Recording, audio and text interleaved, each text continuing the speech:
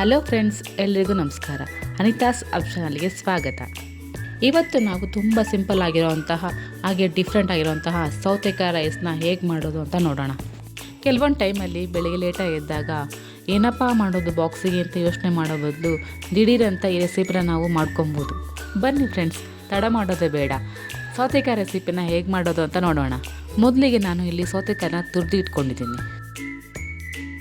ಈಗ ಪ್ಯಾನ್ಗೆ ಎಣ್ಣೆನ ಹಾಕ್ಕೊತಾ ಇದ್ದೀನಿ. ಎಣ್ಣೆ ಕಾದ ನಂತರ ಕಡಲೆಬೀಜನ ಹಾಕೊಳ್ಳೋಣ. ಇದ್ರ ಜೊತೆಗೆ ಕಡಲೆಬೇಳೆ, ಉದ್ದಿನಬೇಳೆ, ಸಾಸಿವೆ, ಜೀರಿಗೆ, ಸ್ವಲ್ಪ ರಿಚ್ನೆಸ್ಗೋಸ್ಕರ ಗೋಡಂಬಿನ ಹಾಕ್ಕೊತಾ ಇದ್ದೀನಿ. ಇದನ್ನೆಲ್ಲ ಚೆನ್ನಾಗಿ ಎಣ್ಣೆಲಿ ಫ್ರೈ ಮಾಡ್ಕೊಳ್ಳೋಣ. ಇದಕ್ಕೆ ನಾನೀಗ ಕರಿಬೇವಿನ ಸೊಪ್ಪು ಮತ್ತು ಹಸಿಮೆಣಸಿನ್ಕಾಯಿನ ಸೇರಿಸ್ಕೊತಾ ಇದ್ದೀನಿ.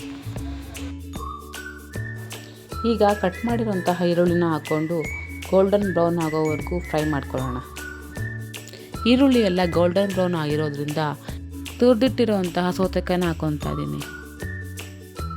ಸೌತೆಕಾಯಲ್ಲಿ ನೀರಿನ ಅಂಶ ಇರೋದ್ರಿಂದ ನೀರಿನ ಅಂಶ ಹೋಗೋವರೆಗೂ ಫ್ರೈ ಮಾಡ್ಕೊಳ್ಳೋಣ. ಕೊನೆಯದಾಗಿ ತೆಂಗಿನ ತುರಿ ಮತ್ತು ನಿಂಬೆಹಣ್ಣು ರಸನ ಹಾಕಿ ಚೆನ್ನಾಗಿ ಮಿಕ್ಸ್ ಮಾಡ್ಕೊಳ್ಳಿ. ಈಗ ಗೊಜ್ಜು ರೆಡಿಯಾಗಿದೆ.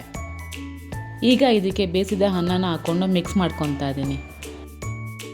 ಕೊನೆಯದಾಗಿ ಸ್ವಲ್ಪ ಕೊತ್ತಂಬರಿ ಸೊಪ್ಪನ್ನ ಉದುರಿಸಿ 2 ನಿಮಿಷಗಳ ಕಾಲ ಬಿಸಿ ಮಾಡಿಕೊಂಡ್ರೆ ಸೌತೆಕಾಯಿ ರೈಸ್ ರೆಡಿಯಾಗಿರುತ್ತೆ.